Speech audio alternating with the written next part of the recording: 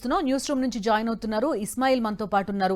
ఇస్మాయిల్ చెప్పండి, చూస్తున్నాం నంబాల కేశవరావు మృతిని కేంద్ర హోంమంత్రి అమిత్ షా ధృవీకరించడం కనబడుతోంది. ఏకంగా 30 మంది మావోయిస్టులు చనిపోయినట్టుగా కూడా చెప్తున్నారు. మొన్నటి వరకు కర్రెగుట్టల ఎన్కౌంటర్ లేకపోతే అక్కడి విజువల్స్ చూసాం, ఇప్పుడు ఛత్తీస్గఢ్ అడవులకు సంబంధించి చూస్తున్నాం. ఏం జరుగుతోంది? ఆపరేషన్ కగార్ అన్నది ఒక ఫైనల్ ఫేజ్కి వచ్చినట్టు అర్థం చేసుకోవచ్చా? పర్టిక్యులర్గా ఈ మే మిడ్ నుంచి కూడా ఇప్పటి వరకు తీసుకుంటే కనుక కొంత మృతుల సంఖ్య, మావోయిస్టు మృతుల సంఖ్య కూడా చాలా ఎక్కువగా కనిపిస్తోంది. డెఫినెట్గా ఈరోజు ఎన్కౌంటర్కు సంబంధించి ఏదైతే ఒక అమిత్ షా ప్రకటనను మనం ఒకసారి చూస్తే, నంబాల కేశవరావు అలియాస్ బసవరాజు, ఈయన supreme commander of Maoist party. నేను మళ్ళీ చెప్తున్నది, supreme commander of Maoist party అంటే దేశవ్యాప్తంగా ఉన్నటువంటి మావోయిస్టు లీడర్స్కి, మావోయిస్టు క్యాడర్కి అతను supreme commander, general secretary of Maoist party. అటువంటి ఒక వ్యక్తిని ఈరోజు ఎన్కౌంటర్లో చంపేయడం జరిగింది. శ్రీకాకుళం జిల్లాకు సంబంధించినటువంటి వ్యక్తి, దాదాపు 3 దశాబ్దాలకు పైన మావోయిస్ట్ పార్టీ, అంతకుముందు పీపుల్స్ వార్తో అనుబంధం ఉన్నటువంటి వ్యక్తి. అటువంటి వ్యక్తి ఈరోజు ఎన్కౌంటర్లో చనిపోయారు అనేటువంటిది పెద్ద వార్త. అందుకే ఈరోజు హోంమంత్రి స్వయంగా దాన్ని ట్విట్టర్ వేదికగా ప్రకటించడం జరిగింది. బట్ ఓవరాల్గా ఈ ఎన్కౌంటర్ మనం చూసుకుంటే ఇది కేవలం ఒక పార్టీ లీడర్షిప్ను కొట్టేయడం కాదు, మొత్తం మావోయిస్ట్ పార్టీ చరిత్రలోనే, లేకుంటే అంతకుముందు పీపుల్స్ వార్ పార్టీ చరిత్రలోనే ఒక ముఖ్యంగా వాళ్ళ జనరల్ సెక్రటరీ క్యాడర్లో ఉన్నటువంటి ఒక వ్యక్తి ఎన్కౌంటర్లో చనిపోవడం అనేటువంటి చాలా పెద్ద విషయం. చాలా కాలం పాటు గణపతి అలియాస్ ముప్పాల లక్ష్మణరావు మావోయిస్టు పార్టీకి సారథ్యం వహించారు.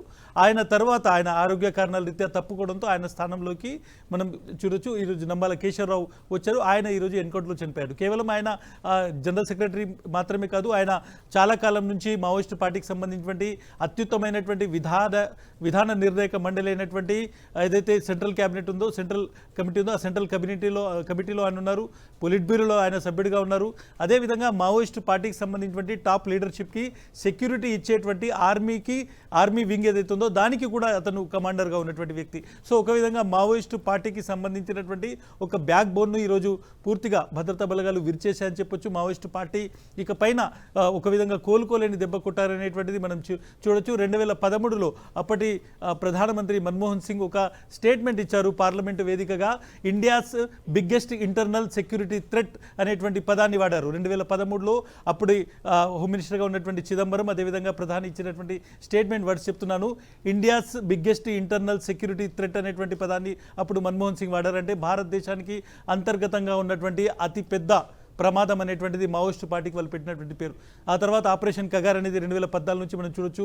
ఈరోజు అమిత్ షా ఒక విధంగా మేము మావోయిస్టు పార్టీని ఆల్మోస్ట్ ఎరాడికేట్ చేశాము, వచ్చే సంవత్సరం మార్చి 30 లోపల దీన్ని పూర్తిగా లేకుండా చేస్తామనేటువంటి మాట చెప్తున్నారు. డెఫినెట్గా కొన్ని రోజుల నుంచి జరుగుతున్నటువంటి ఇన్సిడెంట్స్, అదేవిధంగా ఎన్కౌంటర్లు జరుగుతున్నటువంటి విధానం చూస్తే మావోయిస్టు పార్టీ ఒక విధంగా తుడిచిపెట్టుకుపోయింది అనేటువంటిది మనం చూడాల్సి ఉంటుంది. ఒక పెద్ద కామెంట్ ఈరోజు ముఖ్యంగా అమిత్ షా చేసినటువంటి ఈ ప్రకటనలో ఒక పెద్ద కామెంట్ ఏంటంటే, బ్లాక్ ఫారెస్ట్ సంబంధించినటువంటి ఏదైతే ఎన్కౌంటర్ జరుగుతుందో, ఆపరేషన్ జరుగుతుందో దాంట్లో మేము సక్సెస్ అయ్యామని చెప్పొచ్చు. ముఖ్యంగా అది కర్రెగుట్టలకు సంబంధించి, ముఖ్యంగా తెలంగాణ ఛత్తీస్గఢ్ మధ్య ఉన్నటువంటి కర్రెగుట్టల ఎన్కౌంటర్కు సంబంధించినటువంటి దాన్ని ఆయన ప్రస్తావించారు.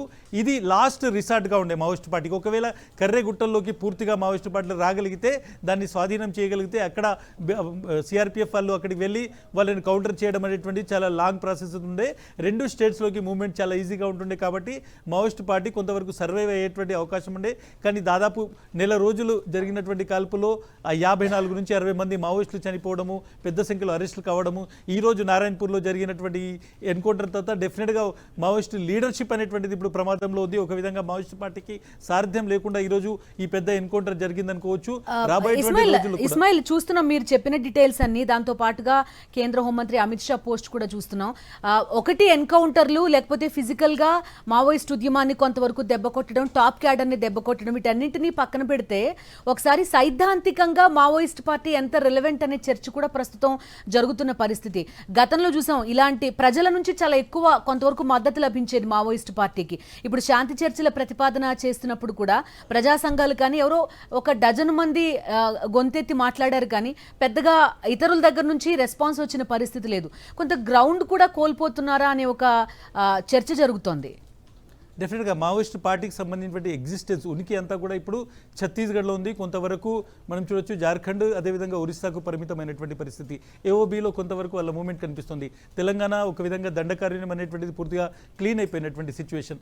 కేవలం మావోయిస్ట్ పార్టీకి సంబంధించినటువంటి లీడర్షిప్లో ఏదైతే సెంట్రల్ కమిటీ ఉందో దాంట్లో తెలుగు వాళ్ళు ఉన్నారు. కానీ మావోయిస్ట్ పార్టీకి సంబంధించి క్యాడర్ అంతా కూడా ఇప్పుడు ఛత్తీస్గఢ్కి సంబంధించినటువంటి ఎవరైతే అక్కడ ఆదివాసీలు గిరిజనులు ఉన్నారో క్యాడర్ మొత్తం వాళ్ళతోనే ఉంది. ఇది ఒక పెద్ద ఒక విధంగా చూసిన ఇంటర్నల్ ఫైట్కు కూడా దారితీసిందని చెప్తున్నారు.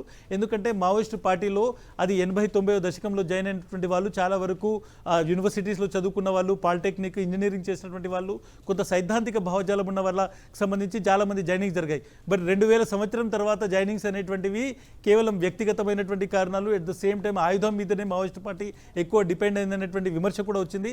బట్ డెఫినెట్గా తెలంగాణ లాంటి చోట ఎక్కడైతే మావోయిస్ట్ పార్టీ అంతకుముందు పీపుల్స్ వార్ పార్టీ అనేటువంటిది పెద్ద ఎత్తున బలోపేతమైందో ఈ తెలుగు రాష్ట్రాల్లో దానికి సంబంధించి ఎక్కడ ఉనికి లేదు. ఎట్ ద సేమ్ టైం పబ్లిక్లో కూడా ఆ భావజాలం పూర్తిగా తగ్గిపోతూ వచ్చింది, ఎరాడికేట్ అయింది ఒక విధంగా చెప్పాలంటే.